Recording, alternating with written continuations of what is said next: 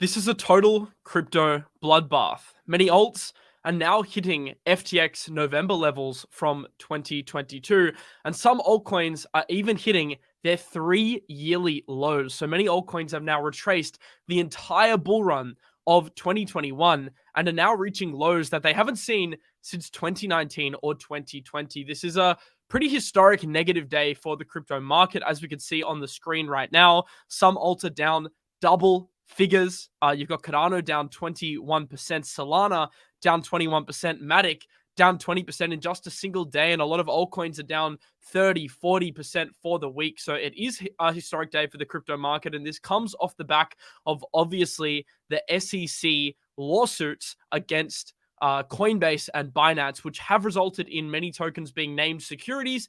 This is, of course, the fallout from that. But in today's show, I want to discuss the real reason why the crash happened today, and also discuss like what the hell we do from now. Is it time to buy? How bad can things get? What is the path out of this mess? Or will this mess potentially get even messier over the next few months? That's all sorts of stuff we're going to discuss in today's show. And I'll also take some questions from the audience, and we'll kind of work through this together because there's a lot to unpack today. So I'm not going to go through the nitty gritty of the case too much between the SEC and Binance and Coinbase, because that's something we've done on the channel a lot. But I will give you like a quick breakdown of the major thing that caused many of these altcoins to dump. And of course, that was the fact that many tokens in these filings were named as securities. So in front of you right now, you can see the tokens that were named as securities on the Binance side and the Coinbase side, as well as throughout both cases. Now, these are the 19 tokens that were called securities: Atom, BNB, BUSD, 𝗕𝗘𝗫, Chiliz, NEAR, Flow, ICP, 𝗕𝗘𝗫, Dash, Nexo, Solana, ADA, MATIC. These three are very important because these were the three that were listed across both. One of the reasons why they were the biggest losers today, but we'll get into that in a second. Filecoin, Sand, Algo, Mana, and Axie Infinity as well. Now, what do all of these tokens have in common? Why did the SEC single out these tokens specifically? Well, there was an initial sale / fundraising event for all of the tokens. Each project had pledged to provide the protocol with ongoing development, which is obviously means like biz dev and marketing expenses, as well as the fact that social media was utilized in order to promote the project and share the project's features and advantages in order to, in a roundabout way, sell it to the audience. Now, this is where the Howey test comes into play. There are 4 criteria for determining whether something is considered an investment contract, aka a security in the eyes of the SEC. 1, it needs to constitute an investment of money in a common enterprise with the expectation of profit to be derived from the efforts of others. And in the SEC's eyes, these tokens, for these 3 reasons in front of you, do satisfy the Howey test of being named securities. Now, just because the SEC says something is a security doesn't mean it's a security. This needs to go through the proper judicial system. Now, of course, we would have loved more clarity from the SEC specifically, especially in the case of Binance and Coinbase, so they knew whether what they were listing was right or wrong. We will still get that clarity in the courts. So the SEC, it is like a government body, but it isn't the ultimate deciding factor for what is and what isn't a security. We've seen this in the XRP case, where the SEC has been fighting tooth and nail against Ripple to determine whether or not XRP is a security. And it does look like XRP is going to be named not a security over the coming days once we get the Hinman documents in 3 days. So that is going to be a historic moment potentially for the crypto industry, which would be a good thing. But unfortunately, although XRP looks like it may win, we may see the exact same pattern play out here of now these other altcoins having to basically prove themselves in the court of law, which will obviously happen throughout the Binance and the Coinbase filing. So this isn't an assertive judgment. This isn't a legal judgment, but in effect, it's essentially the SEC, one regulatory body, making its assertion on what it views as a security and what it doesn't view as a security. And you can assume an asset like Ethereum, although that is contentious as well, because it wasn't named here and there were staking products for ETH, you could assume potentially they're calling that not a security. Now, of course, some of the staking products were labeled as securities, but I could see how a staking product would satisfy the Howey test versus a specific altcoin itself, because a staking product in a roundabout way, I guess, is offering the ability to make a profit on the yield, and I can see how that may constitute as a security versus the underlying token itself. So just to kind of summarize on this, because I'm getting to kind of lead into what happened today and why the market actually dumped. So what are the implications of a token being called a security? So now that the SEC has labeled these token securities, it's probably going to label more token securities over time. What does this mean? Well, the first thing that it means is that these tokens won't be able to be traded on US exchanges. So if a token's named a security, unless an exchange has the correct provision,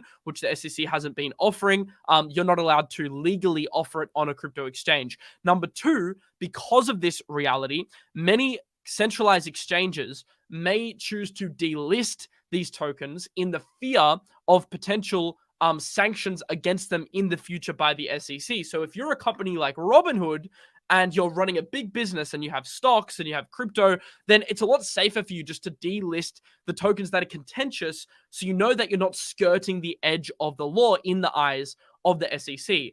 Now, that is exactly what happened. And that was exactly the trigger point, the turning point over the last day for this crypto dump to extend, especially on tokens like Solana, MATIC, and Cardano, because these three were the tokens delisted off Robinhood. So I actually did this tweet a couple days ago, or a day ago before the Robinhood announcement. I listed a few of the potential implications. We're already seeing implication 2 playing out, and that is exchanges are deciding to take the defensive approach from delisting some of these tokens off the exchange, so they're not running it into any risks. Whereas the approach that Coinbase is taking is to actually fight this in the courts, and they aren't making any changes. I listened to Brian Armstrong speak yesterday, and he said that they're not actually removing any of these tokens, and they're also not going to remove their staking products, which is interesting. Obviously, Brian and the Coinbase executives want to take a stance here, and they want to let themselves prove themselves in the court. So they aren't going to take any action. But Robinhood taking a more defensive approach here, delisting these tokens. Now, I want to dive into this Robinhood thing specifically, because in my opinion, it was, as I said, the major reason for the extension of this market dump.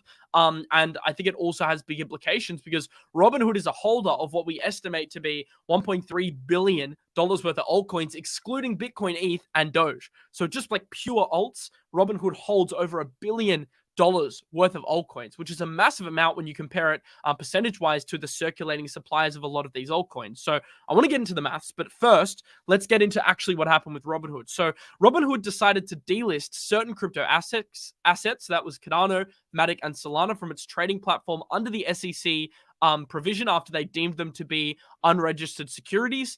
Cardano, Polygon, and Solana will be delisted after being named in the lawsuits, which are part of a broader effort to regulate cryptocurrency. The key takeaways are the assets will be delisted on June 27th. Users, and this is a very important line here, users who still have Cardano, MATIC, or Solana in their Robinhood accounts on June 27 will have those assets automatically sold on the market. So if you hold any of these tokens in your account on June 27, which is in 2.5 weeks, you will automatically have those tokens sold. So this is a forced selling event. It's not very often in crypto that we see forced selling events. Of course, 𝗕𝗏𝗃 were forced to sell on margin. After the FTX collapse, FTX were forced to sell as they've been liquidating tokens to pay back creditors. 𝗏𝗏𝗃𝗏, 𝗏𝗏𝗃, Celsius, they were all being forced to sell. But this is a forced sale on a similar magnitude to some of those, given the fact that Robinhood is now saying, well, you're actually going to, we're going to force you. We're going to literally liquidate these tokens out of your account for stablecoins or for dollars on June 27 if you don't sell them beforehand. So what we're seeing right now is a lot of current users of Robinhood are now selling their tokens in anticipation of this event. So you have millions of dollars worth of these tokens now being forced sold because one way or another, you're either going to sell now or you're going to sell in 2 weeks from people that hold these tokens on the platform.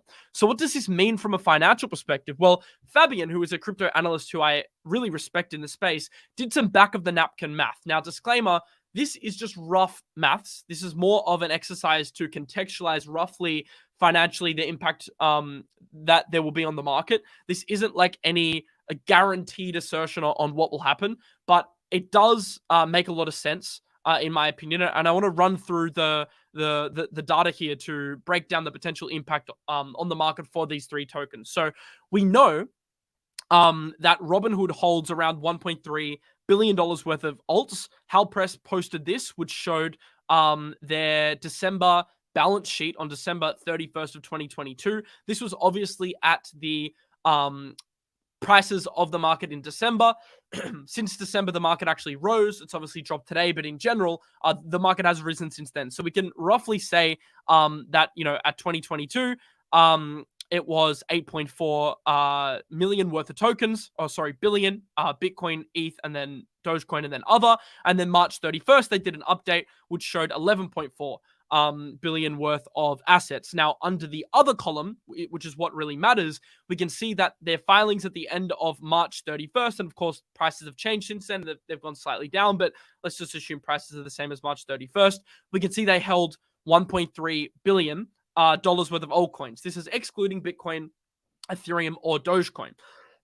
Sorry, I'm still a bit sick, but obviously I need to stream today because it's a massive day on the market, of course, and there's so much to break down. So there's about $1.3 billion worth of holdings in Robinhood. Let's assume that to be the correct figure. So all right, we know there's $1.3 billion worth of alts held on Robinhood. Now let's assume that all 14 supported alts, excluding USDC, are held in proportion to their circulating market caps shown on CoinGecko. So let's assume that all 14 tokens are spread equally. Now, this isn't true because, there's probably a bias towards meme coins like Shiba Inu. There's probably, a bias towards certain coins in the market versus other tokens.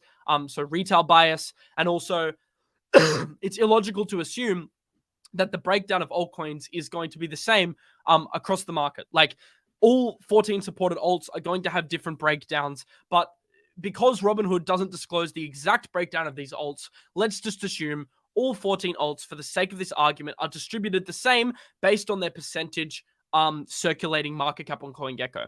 So if we break that down and assume, we divide the 1.3 billion across all 14 altcoins, then we use percentages to work out the total weighting based on the market caps of these coins, then we can assume, and obviously this is very rough because there's an assumption here, but we can assume that there's 170 million worth of Solana on the platform, there's 250 million worth of ADA on the platform, and there's 163 million worth of MATIC on the platform. So these three tokens comprise around a $583 million worth of holdings on the Robinhood platform. That's actually 13% of the SOL supply, 19% ADA, and 12% MATIC. These are big numbers, like 583 million. That is a lot of tokens. That's a lot of sell pressure. Now, this isn't a normal selling event because in this instance, this is a forced sale. So the problem here is because you have Robinhood basically forcing you to sell on June 27 anyway, we're kind of seeing quite an aggressive forced selling of these three assets in particular. And that is obviously starting to cause a lot of panic. Once you have forced sales, that tends to lead to a liquidation cascade. So you can see here on CoinGlass, a lot of ADA, a lot of SOL, a lot of MATIC has been liquidated. So you have the initial sellers that choose to sell, and then you have liquidations that happen off the back of that. And that's why for those three tokens, we've seen crazy dips because you've not only had the forced selling, but you've also had that combined with leverage, which is very dangerous in crypto, which has resulted in a drop that's probably proportionally bigger than the actual amount that was sold. But then there's the other element of, we don't know when all this selling is going to take place. It could take 2 weeks because, June 27th is the date that Robinhood is going to liquidate those assets. So this could be like a selling event over a multitude of weeks. So this was the reason why Solana, MATIC, and ADA are down more than others. Like if we go into CoinGecko, you can see even on the 24-hour chart, these are the worst losers. Filecoin as well, EOS as well, but it's no surprise. I'm just going to get some water. But it's no surprise that these three tokens are 3 of the 5 biggest losers for the day. So essentially, why are these other tokens selling off then? Why is Optimism selling off? Why is Sandbox selling off? Why is SHIB selling off? Well, the reason why those other tokens are selling off so aggressively as well is because now there's a general panic about, all right, Robinhood was first. What other tokens are going to start to be delisted off other exchanges? there's a general cloud here because of what the SEC's done through Binance and Coinbase as to what tokens are actually safe in this market anymore. And that is why there's been a huge sell-off across a multitude of alts today, and not just Solana, not just Polygon, and not just ADA, but also across the entire crypto market. And that's resulted in, some pretty negative gains for the market. Now, it's interesting because if we look at dominance, this is now starting to break above range highs. So dominance, we know, has been in a range for quite some time.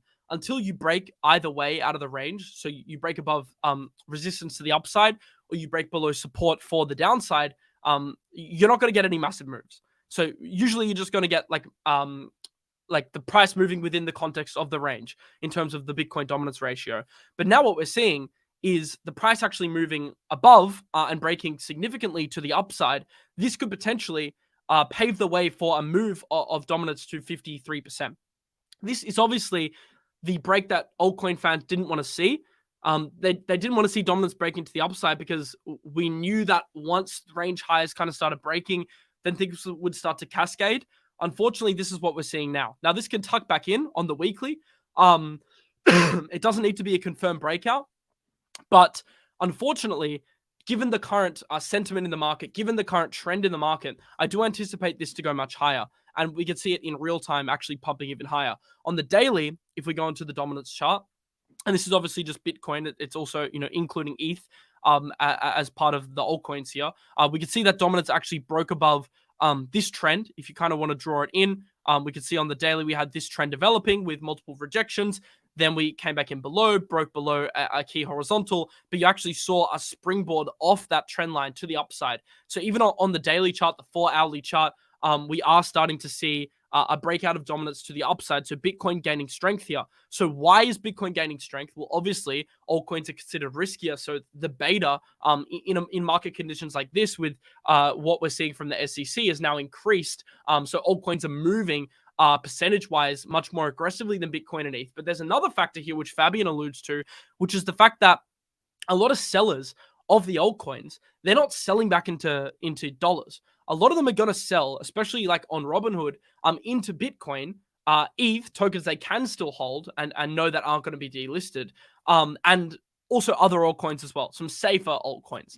So that's why you're seeing Bitcoin and ETH, although they're dropping, remaining relatively flat because you're getting outflows from a lot of the major alts back into Bitcoin and ETH. So there's kind of a couple dynamics here. One is the risk factor. That's why alts are dropping more. But two is the factor of the flow of funds.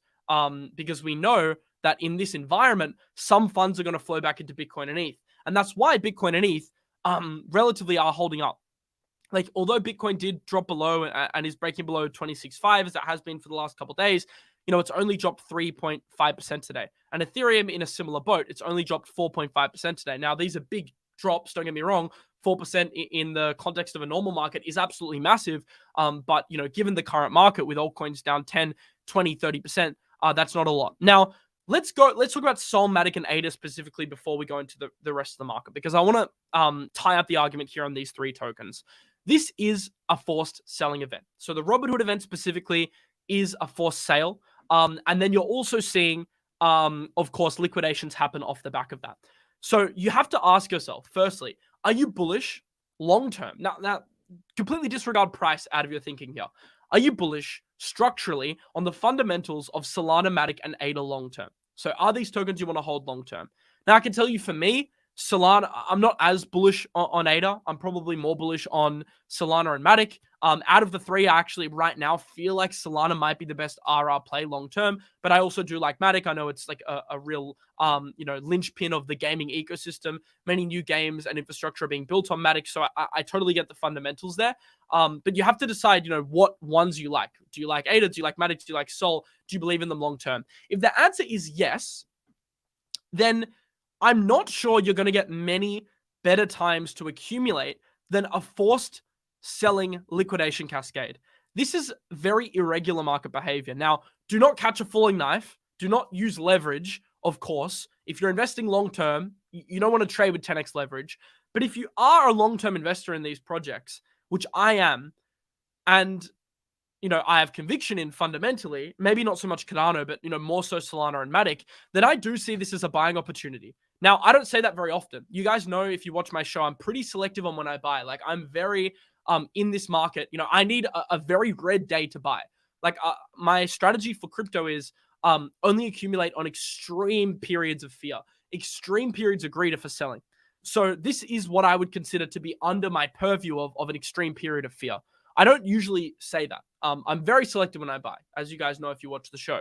But now this is approaching a level, even for someone like me, that is more selective, that I'm interested in starting to nibble on the DCAs. Now, I'm not catching a falling knife, so I'm DCAing slowly. I'm not trying to leverage in with 10x leverage and catch bounces. No, that's dumb, because you probably will get wrecked trying to long on leverage because of how volatile the market is right now. But from a long-term perspective, I don't mind starting to nibble at some of these tokens after 20% corrections in a day. Now, of course, this isn't financial advice. You have to make up your own decisions based on whether you're bullish. That's why I asked you earlier, are you bullish? If the answer is no, disregard what I just said. But if you are, then maybe you want to consider starting to add a little bit of these altcoins to your bags. Look, obviously the charts don't look great. Solana has, your $8 to $9 target now becoming a real reality. In fact, probability-wise, probably going to see it. I say probability because whenever we're trading, we have to look probabilistically on the percentage likelihood of an outcome occurring. I would say probabilistically, Solana is approaching those levels. MATIC also just breaking below a key horizontal at the 60-cent level. Your next target for MATIC's 30 cents. I know that sounds crazy, but that's the next target from a horizontal structural point of view. If we go into the weekly, we could see that the target's very clear around 30 cents. So I'm just going to draw in this entire zone. This would be your long-term accumulation zone for MATIC. Around that 30-cent mark, really good accumulation. But you can't always time the bottom. So that's why I'm willing to just sacrifice a little bit and start DCAing in with a hopeful eventual target of 30 cents. I'm not panicking. Like, the overall message here, and we're going to get into more altcoins that I think will bounce harder. I don't think these will be the strongest bounces at all. I think if your goal is to catch longs, there are much better alts, and we're going to talk about them later in the show. But just to like wrap up on Solana and MATIC and ADA specifically, I don't think you're getting a terrible look at them after 20% negative gains. John just said, don't buy till next month. All-time lows coming soon. Well, yeah, 100%. I think a lot of this market has a lot further to go. I think a lot of these coins have a lot further to go because it's kind of scary that Bitcoin's only at 25K, yet alts are at 3-yearly lows, and some of them are at FTX levels, and Bitcoin's at 25K. So if Bitcoin goes to 21K, given the high beta performance of alts and almost an altcoin versus Bitcoin, not decorrelation because they are correlated, but enhanced price action. Exaggerated price action is the better word, sorry. Due to the exaggeration of the price action you're seeing on the alts versus Bitcoin, I do think, if Bitcoin does go down to 21 to 23K, you're going to see alts bleed even more proportionally to Bitcoin. So that is a scary reality, which makes me think, all right, if you don't have dry powder, you want to make sure you have dry powder, because if it gets worse, you need capital to keep buying in. If that's your strategy, if your strategy is to accumulate long-term. If not, you may want to just wait for a bottom formation to take place, start to see the signs of a recovery, and then you want to start averaging into the tokens you like. Someone said another 25% drop is on the way. Don't buy yet. Probably. I mean, the thing people don't realize is there's kind of this meme in crypto, which is, oh, my token's down 99%. It can only go down another 1%. Well, that's not true. A token could go down 90% and then another 50%, and then another 50% on that, and then another 50%. And it can infinitely just do that. That's obviously just how math works. So, another 25% in the context of that doesn't seem that crazy. In fact, I think many alts, probably, you do have 25% targets on them. For me right now, it's about making sure at all times my portfolio is protected. So I have adequate dry powder to buy into the market. I have adequate stablecoin BTC and ETH versus altcoin ratios. Two, I'm always making sure I'm in the strongest narratives. If I see an opportunity to narrative trade, I'll take it, even if that doesn't necessarily mean holding that altcoin long term. And then number three, I always make sure I'm equipped with a plan at all times. So I have an accumulation plan for Solana and MATIC. I have, for example, on MATIC, my 30-cent price target. I'll start nibbling, around now, maybe a little bit more, but go more aggressively at 30 cents. although, doing a little bit of buying around these levels as well. I have my plan for Solana, similar thing. Instead on Sol, I have a $7 to $8 target, but, not afraid to add slowly to my bags at $13. For me, they are kind of long-term positions, much smaller than my ETH and Bitcoin positions. They probably only comprise 2% of my total portfolio. Very, very small. But that's kind of the approach I'll take on that. Whereas there might be other coins which are more narrative trades. So there might be an AI token that I decide to leverage trade and take advantage of like a short-term trend. It's all about figuring out which tokens in which basket. So I always recommend that people split up their portfolios into 3 sections. Long-term, which is your, Bitcoin and ETH holdings. And also alts that you like long term. Should be very selective with this bag, by the way. This is like, I'm talking like 3 to 5 year plus holds. So you need to have extreme conviction to put a token in this basket, but that's the first third of your portfolio. The next third, and I'm not saying third in terms of dollar percentage weightings. I'm just saying third in terms of, splitting it up contextually. Obviously, the Bitcoin and ETH will probably be, 70%. The next section 2, is your midterm bags. So these are your bags that you want to be a little more adaptive with.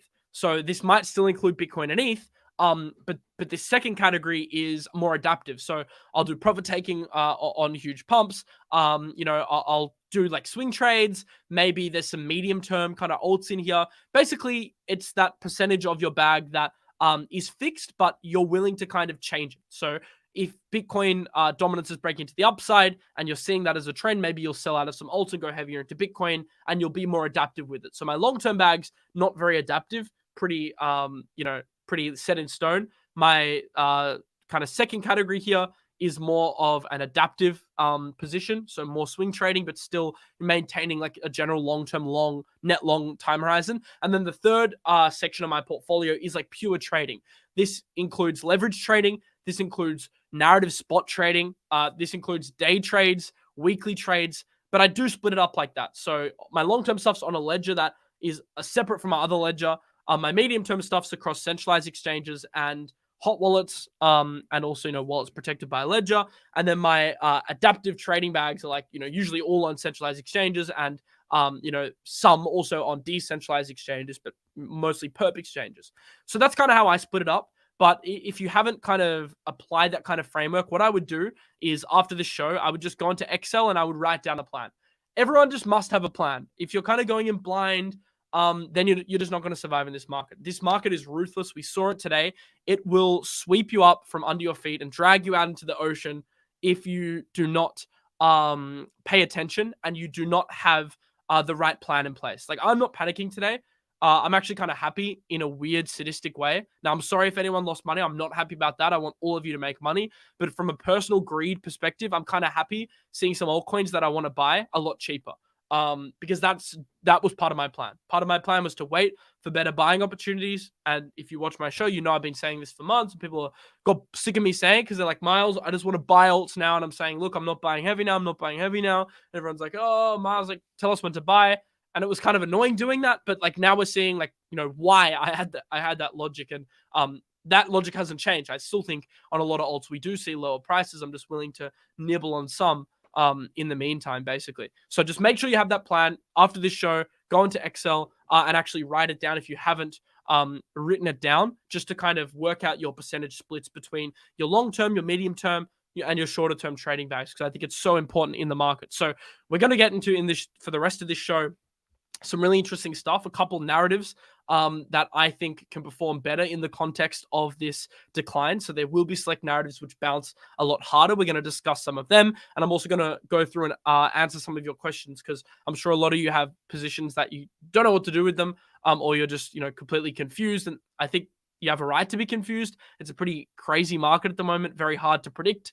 So hopefully I can, help kind of assist with any questions like that as well. Now, JP said, don't catch a falling knife. You know what's funny? I actually, before I saw your comment, I already had this tweet up, which is Knife Catches Graveyard by Andrew Kang. 100%. This is not the market to go crazy on leverage, okay? I must make that very clear.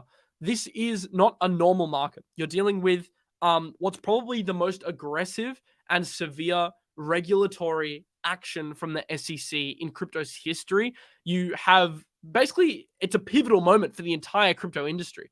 Like, this is the defining moment of our generation for crypto from a regulatory perspective. Like, over the next couple of years, and even over the next few months, but I know the judicial system takes a lot of time. Over the next few years, we're going to get like basically like final clarity over crypto in the US. And that's like a very important thing. It's actually a bullish thing if it's done right, because that opens the door for institutions to be comfortable. Because think about it, like if you're an institution, if you're a crypto bank, if you're a crypto fund, are you going to touch crypto right now with the SEC coming after crypto? Hell no. You're going to want to run for the hills. I mean, if you're a serious fund and you operate in the TradFi space, why, even if your clients wanted it, would you add crypto to your books, given the current SEC actions against so many big crypto companies? Like, you wouldn't want to. You would want to sit on the sidelines, especially if you're a big company with like in the public eye, with like, you know, corporate social responsibility, major stakeholders. You would just want to wait to see how things play out, see how the SEC regulates, see how the Coinbase and Binance actions go, actually find out definitively what is and what isn't a security, and then you'll enter crypto. So from a long-term perspective, you can make the argument that regulation is a good thing. However, the regulation needs to be done right. The SEC just enforcing a policy that we kind of had no inkling of prior to the enforcement. I mean, that's just the wrong way to go about it. The right way to go about it would be the SEC goes to Binance, goes to Coinbase, and says, all right, this is what we're thinking. What do you guys think? Or at least giving them a heads up, like, where we think these tokens are securities, this is why. You need to delist them or face legal action. They didn't do any of that. They didn't talk to them. Brian Armstrong actually said that he had a meeting with 𝗕𝗘𝗫, and he basically told him, I'm not an advisor. Go speak to your lawyers. Like, he was very cold in the meeting. Because they didn't want to give Binance and Coinbase an opportunity to do things right. They just kind of wanted to let them run their own business until the time was right to strike, slap them with lawsuits, and then enforce action through brash policy and not preemptive policy, which I believe is obviously the much better approach, and it's an approach that other Asian nations and you know, other even European nations are now starting to take. 𝗕𝗏𝗧 said while 𝗕𝗘𝗫s are in office, it will never be right. He has a point there, 𝗕𝗏𝗧, because the thing is, this isn't a reflection of the US's views on crypto as a whole, right? This current SEC wave of sanctioning crypto projects, naming token securities, that isn't indicative of the opinion of crypto in the entire US. There are actually a lot of you know, congressmen and congresswomen who are actually very bullish on crypto, and they believe in the technology, and they would like to see proper regulation. The SEC operates under the purview of the Biden administration. It's a small kind of, it's not a small, it's the biggest regulatory body in the US, but, you know, in terms of mass, like net aggregate amount of people, it's actually a small percentage of the total country, obviously, and also the total amount of people in Congress. So, you know, it's just a few people, 𝗕𝗘𝗫, a few other people at the SEC pulling the strings, making the decisions here, versus, you know, potentially 100 other interested parties that would want to see crypto regulated in the right way. So we will see the US make a definitive stance as well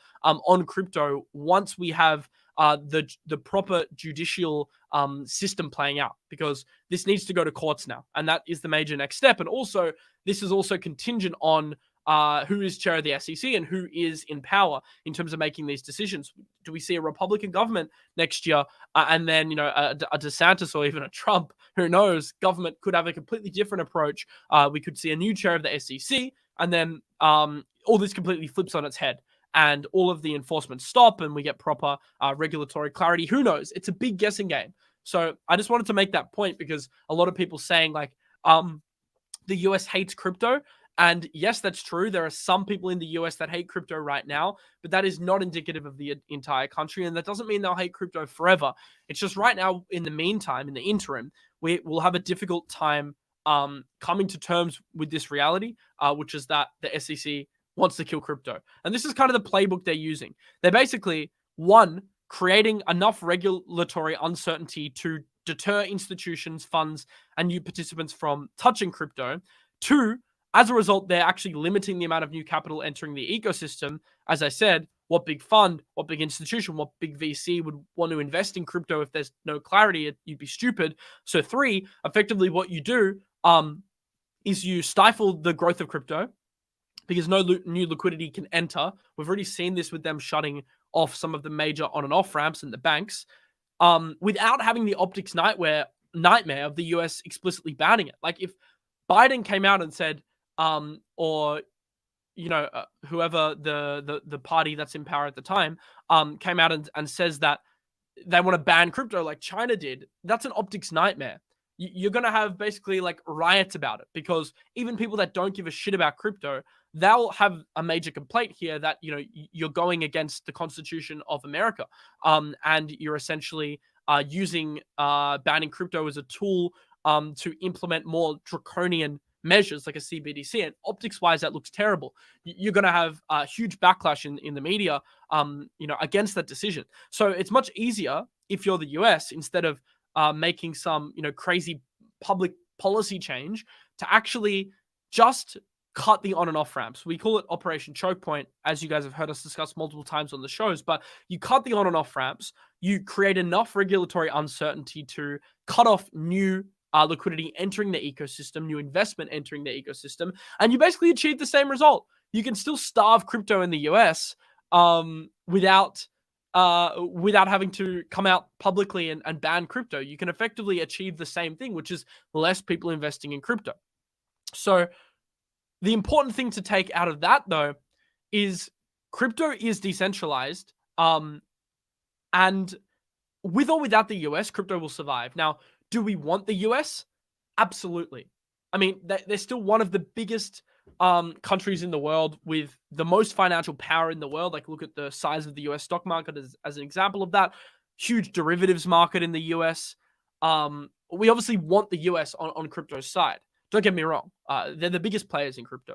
But even without them, crypto does survive. And it's important to bring ourselves back and remember that. Bitcoin survives. The entire reason why Bitcoin and Ethereum were created was to have no particular bounds to one specific nation state. I mean, Bitcoin exists because of this, so it can't be touched. Bitcoin literally exists so the government can't control it, like they control the fiat system. So will crypto survive without the US? Absolutely. And there will be other nations, as we're already seeing, that take advantage of that. Will it thrive without the US? You know what? I actually believe it still will. But it will just look a lot different, and the growth will be a lot slower. So you still want the US. It'll be much easier with the US. There'll be much faster growth with the US. Even without them, I still believe in Bitcoin and ETH. A lot of altcoins, well, they have a much trickier time then.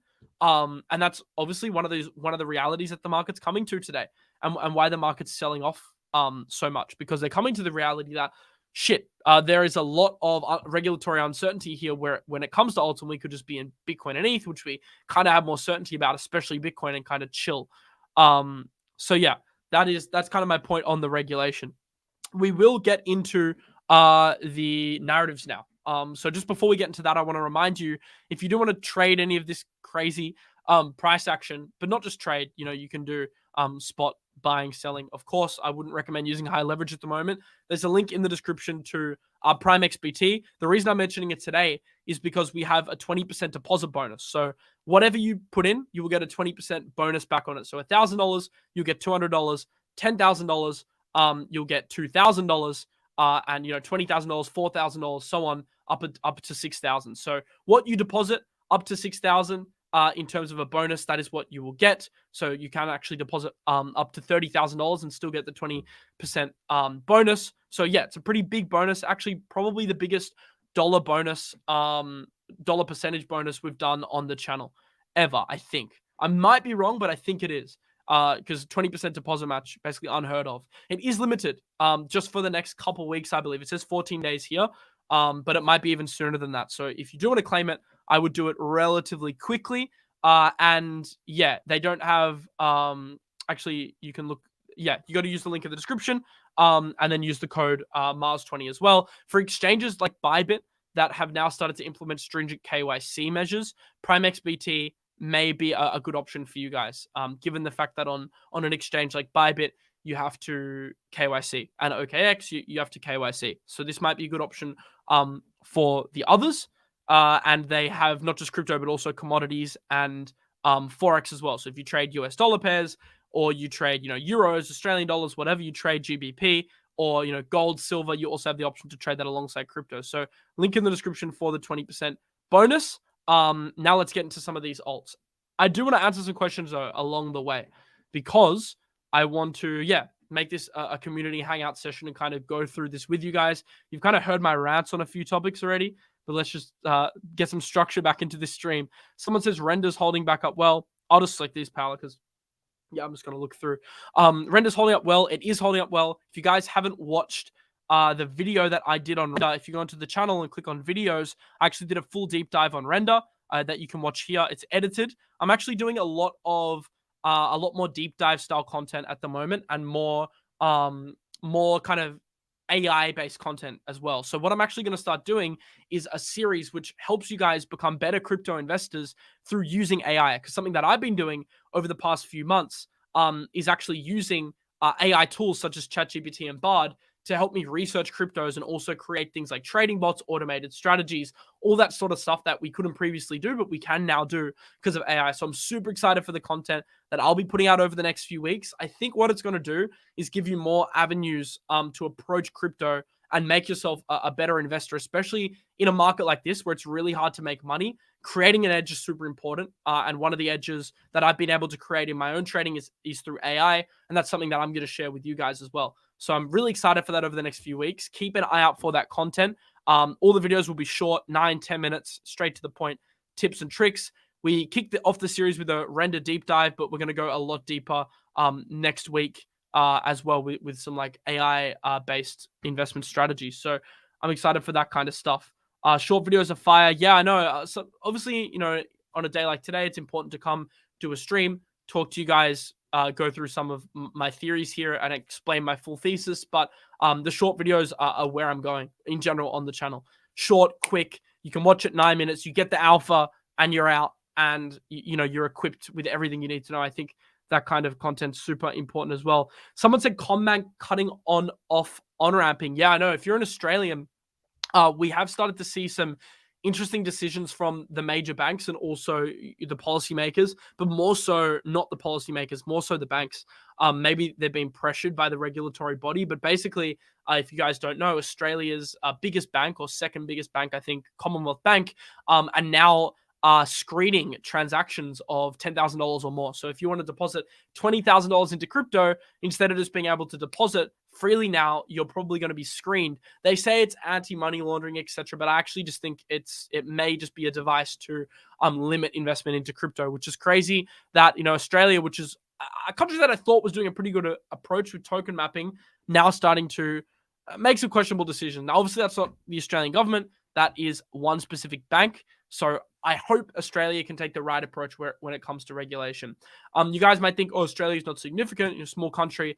Definitely small country, only 25 million people, but big in terms of crypto. Actually, I believe they're the fourth biggest investors into cryptocurrency per capita, or the third biggest per capita of any country, which is crazy. You have America, Korea, then you have Great Britain, and I believe Australia is in the top 5. And in terms of our YouTube viewers, we are actually, I think Australians are the third highest. So shout out to all the fellow Aussies out there.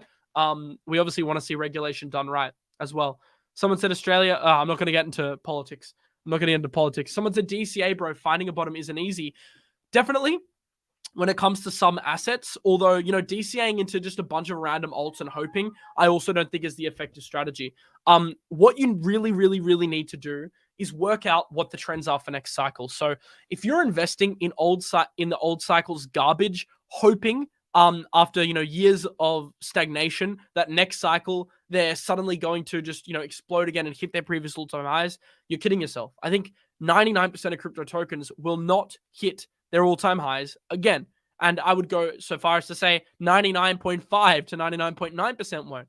That is because the best performers next cycle are going to be the performers within the most relevant narratives given the market needs at that time. So what are the trends in the market that we're seeing?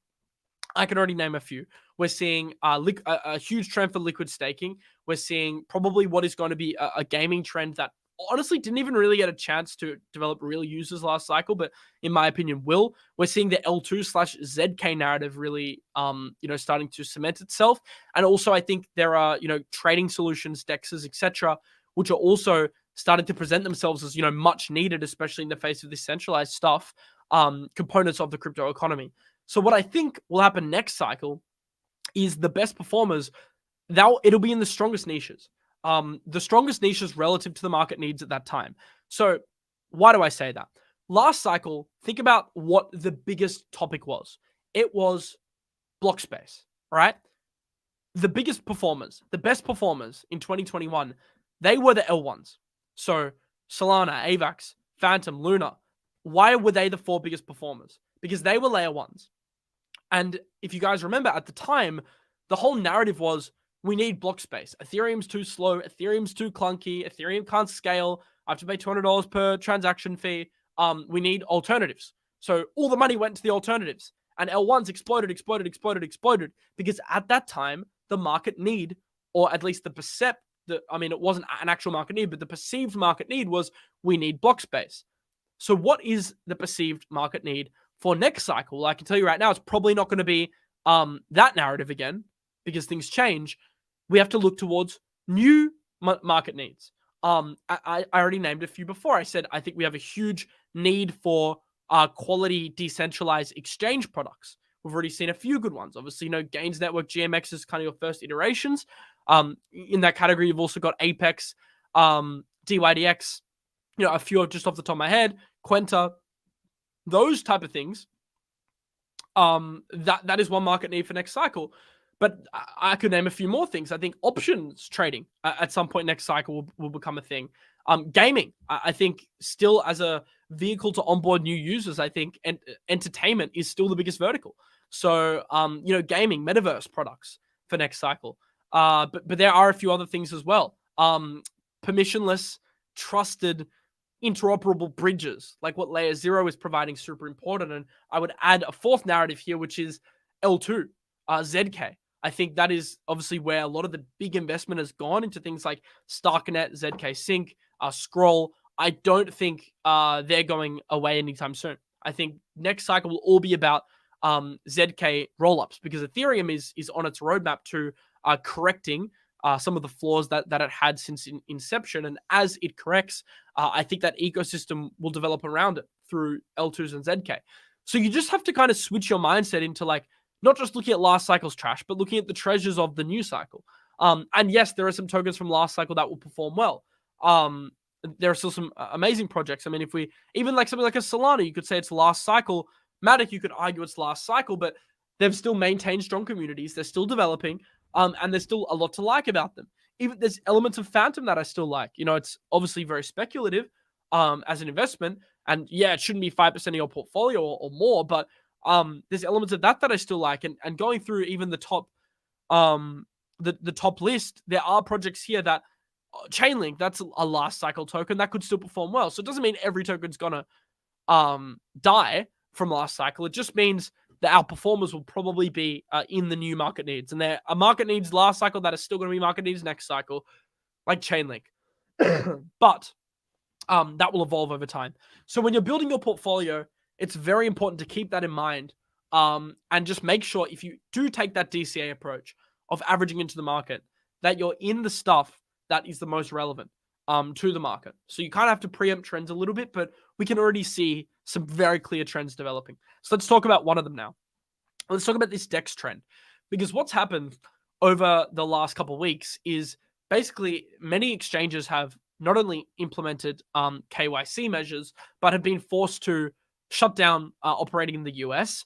And as a result, a lot of people just don't feel comfortable trading on centralized exchanges anymore. And I completely understand them. I mean, holding your money on a centralized exchange in this environment, it seems stupid at best. Now, I'm calling myself stupid when I say that because I do hold money on centralized exchanges, but the percentage I hold now is very low, and it's also diversified across a multitude of exchanges.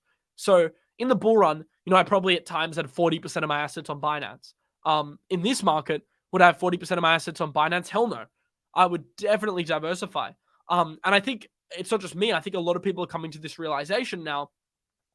And it's always been like this, not your keys, not your coins, but especially in this environment that no one's safe. After what we saw with FTX, after what we are now seeing with some of the sanctions against these exchanges and some of the liquidity issues we've seen with certain exchanges, it's very important now to make sure you're diversified. And I think a lot of people just don't want to deal with that headache, and now they just want to move to decentralized exchanges. And also the KYC thing's big. A lot of people don't want to KYC for a multitude of reasons, and are now choosing to trade on DEXs instead of centralized exchanges. Now, we can see that the ratio here on DEXs versus centralized exchange trading volume has significantly increased. It's at 22% as of May 2023. Now, it says it's dropped back down to 14, but the reason this has is because it's incomplete. At the end of the month, this data will average out, and it should be higher. I doubt it's 14. I would go out on a limb here and say it'll be closer to the 20% mark again, if not more, because what's actually happened is June has given people even more reasons after May to migrate to a DEX versus a centralized exchange. So in the light of this migration from centralized exchanges to decentralized exchanges, when I think about when the altcoin market bounces, whatever it may be, maybe we still have more downside, don't have a crystal ball, when it does bounce, what will the strongest narratives be that bounce the hardest? I think there is some sort of resilience here to the decentralized exchange products that could mean that in the face of what is like extreme regulatory headwinds, they could actually perform the best for two reasons. One, regulatory headwinds are increasing the amount of interest in trading on DEXs, and two, even during periods of downwards volatility, they still make money off trading fees. I mean, this isn't a game of prices, this is a game of volume. The more the trading volume, the more fees you make. So in terms of things that could bounce the hardest, I think some of these perp DEXs and DEX products will. And when I start to see the market reversing, I think these will comprise a larger percentage of that second category of my portfolio that I talked about, the thirds of my portfolio, that second category where, I have that more adaptive percentage.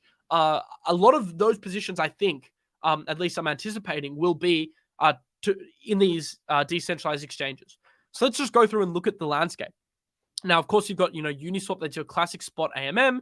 You've got Synthetics as well. That is a liquidity provider. You've got Curve, another AMM. You've got PancakeSwap. But I'm more interested in the decentralized perp products. So what are some of the perp products that I'm looking at? And I wonder if we can get the exact perp category here. Perpetuals. What are some of the perp products? Okay, firstly, why am I more interested in perp products? Because they make more money on fees. Spot fees, even with billions of dollars of daily volume, are quite low relative to perp volume. Although something like a Trader Joe has been really impressive recently. So I'm not going to mention it, but Trader Joe is one that I would look at as well. Because their team has been awesome. The product they ship is awesome, and they're actually making real fees. In this market, there's a premium on companies that are actually generating real revenue. Because in a bear market, it becomes very difficult to create a valuation for a product that's not generating cash flow. So you actually see products without cash flow getting hit a lot more because the market has no basis as to how to price it, right? Whereas something like a Joe, if it's doing, let's say, $1 million in revenue every day, well, you can kind of, say, okay, that's 365 million a year at a P ratio, of 10, that's 3.6 billion. Dollar valuation. Now, obviously, it's much lower. It doesn't do $1 million a day. It does less than 100,000, but the logic's there, right? You can actually create like a substantive valuation for that product based on its price to earnings ratio if you have real fee generation. So I think the products that are earning real fees are in better stead. It kind of became a meme, but the real yield trend, right? It's funny because after I kind of started, I wouldn't say I started the trend because I didn't create real yield, but I remember doing a thread on that last year, and it just seemed like probably 2 months after I wrote that thread, hundreds of other threaders started writing about real yield, and then I feel like that narrative got oversaturated. But although like it may be memed on Twitter, like it's true, real yield is like, I mean, it's the only thing that's real in DeFi, right? So what are the products? What is the landscape? You've got GMX. It's the biggest one. It's been the most resilient one price-wise. You can't fade it. DYDX, has major unlocks. Didn't like how they delayed their unlock, but product-wise, very good. And the fact that they are now building on Cosmos, building their own Cosmos chain, I think will give them an element of composability that a lot of these other products won't. Other thing is they're an order book. So Oracle-based solutions during a low liquidity environment that rely on centralized entries may struggle more than a DYDX or Apex. And that's not taking away from the Oracle-based products. I get the benefits, 100%. And, they're able to spin up pairs a lot quicker. They are relatively composable as well. And there are benefits to being Oracle-based. It's more efficient, especially in the short term. But long term, I don't know how long this low liquidity environment will last, but long term, you can probably conclude that the oracles could become less effective. At least in my opinion, I prefer having price discovery happen on an order book than through an oracle that is relaying the price information of an order book on a centralized exchange. Personal preference, but I like all of these in their own ways. But yeah, DYDX has that benefit alongside Apex of being that order book style product.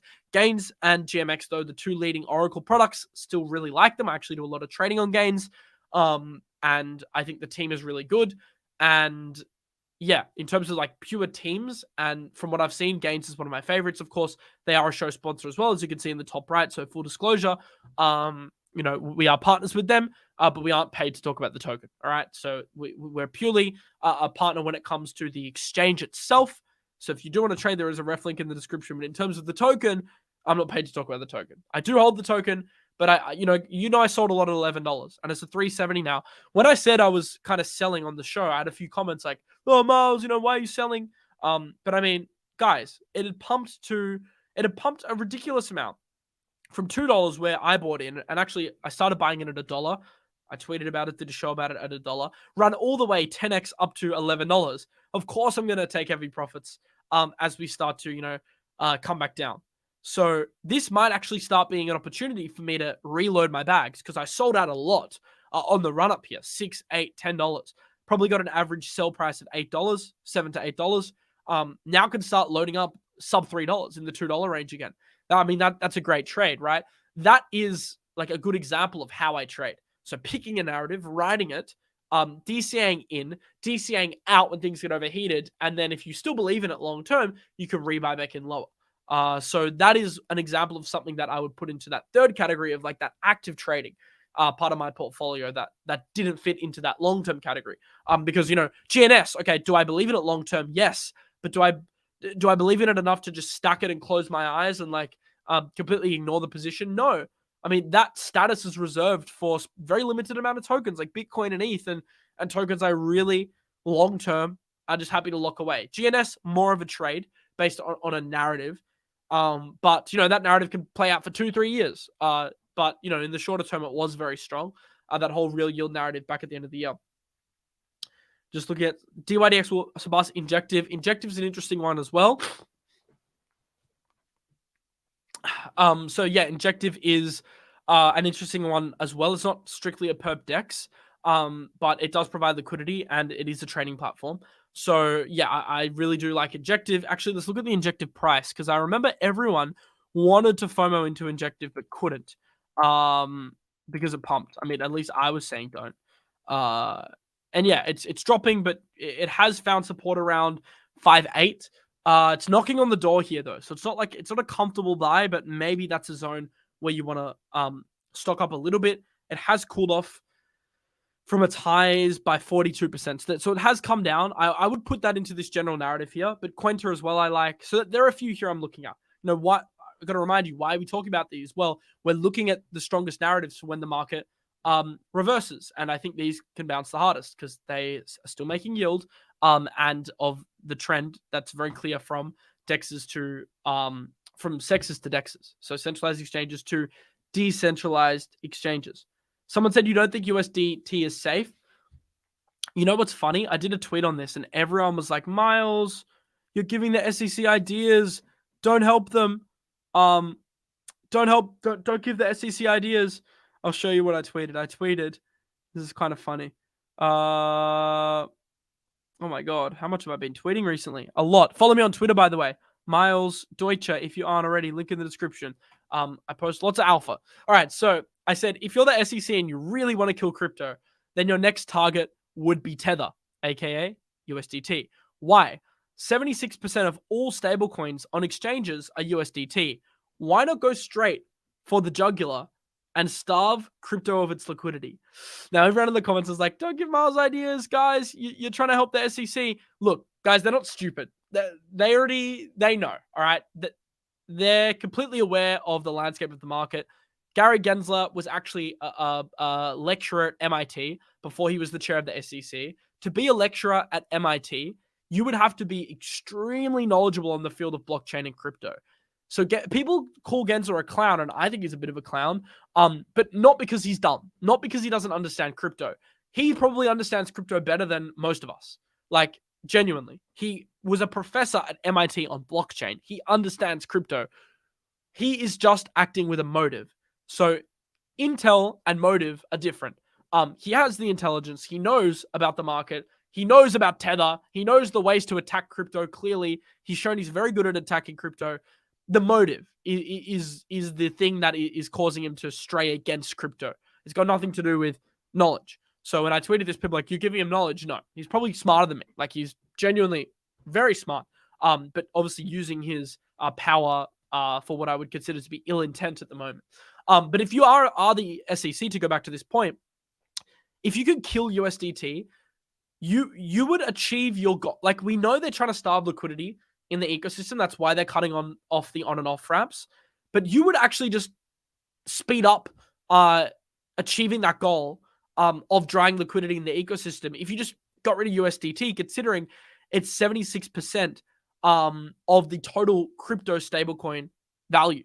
And USDC actually is now decreasing in market share. I'll show you this. So we are seeing like a reduction as well from USDC market cap. So let me go to the max chart here. So you can see here, USDC peaked out at 55, came back down to 28. So this is interesting because now you're seeing a further centralization of the stablecoin market into Tether.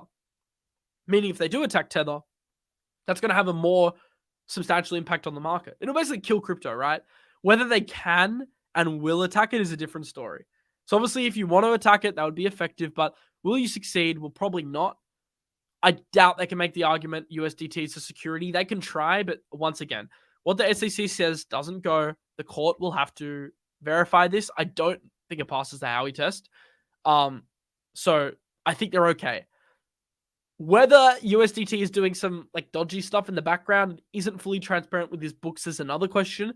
So if there was a lawsuit against USDT and then some of this info came out, could that be damning on USDT's price? Maybe, but I just hold hope that the book is clean enough not to cause any issues if it goes to discovery. And that is assuming that the SEC takes action against USDT. They have egg on their face with XRP, because I do think XRP is going to win, and they're going to have egg on their face when it comes to that. I don't know if they want egg on their face again going after a stablecoin that they know they can't win. So I don't think they're going to do it unless they think they can win. Like Binance and Coinbase, I don't think they'll win some of the securities arguments within the case, but I think they may win some stuff against Binance for market manipulation. Coinbase is actually very separate from Binance. They weren't charged on market manipulation. Coinbase has a much better chance of winning than Binance, like outright winning or like a reasonable settlement than Binance. So you got to treat those two things differently.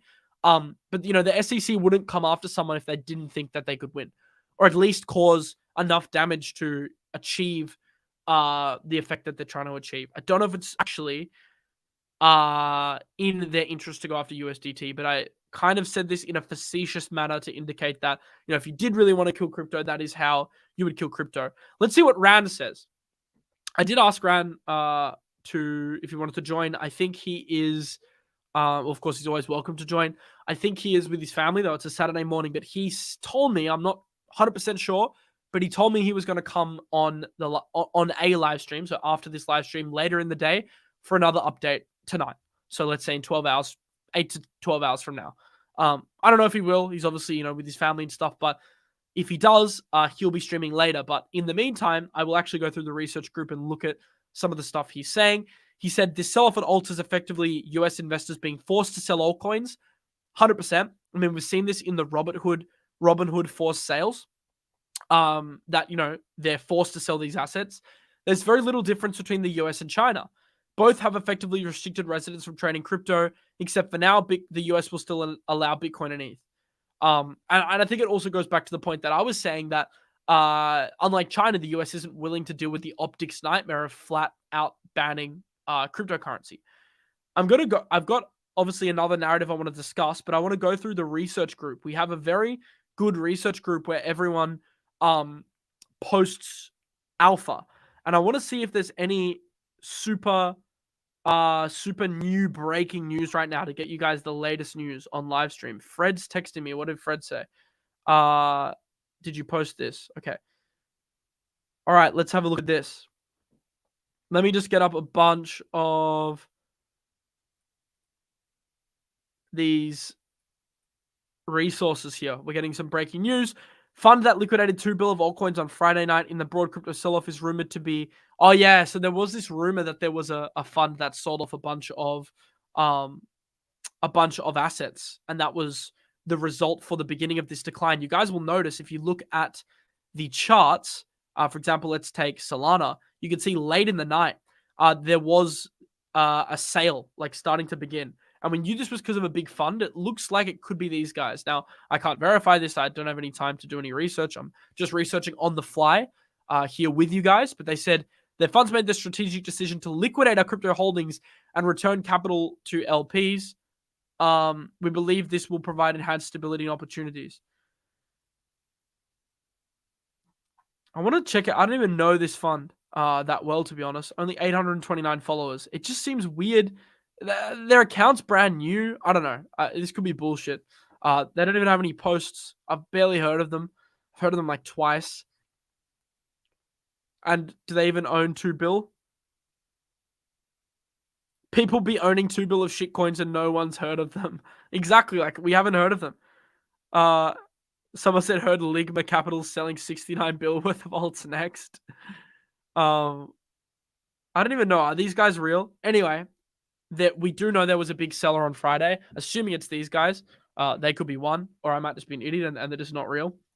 Some interesting stuff from MATIC here, actually. On-chain data shows that 22.52 mil MATIC transferred out from the Jump-controlled Robinhood address.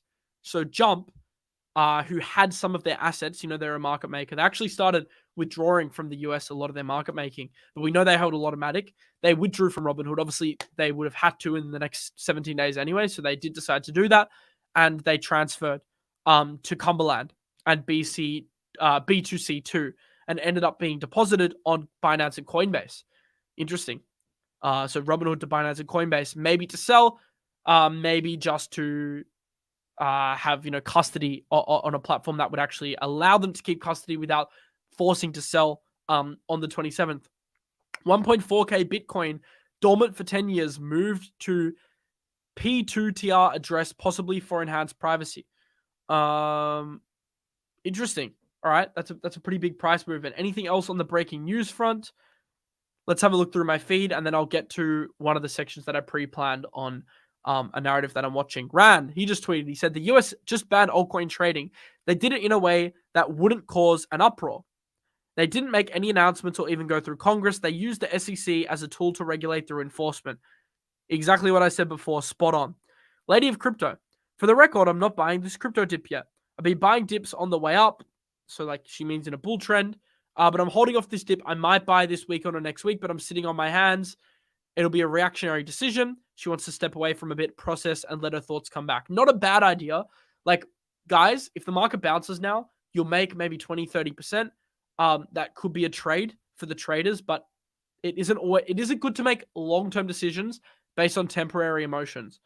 That quote can be applied to, like, every facet of life, but it's a very good quote, actually. Don't make permanent decisions based on temporary emotions.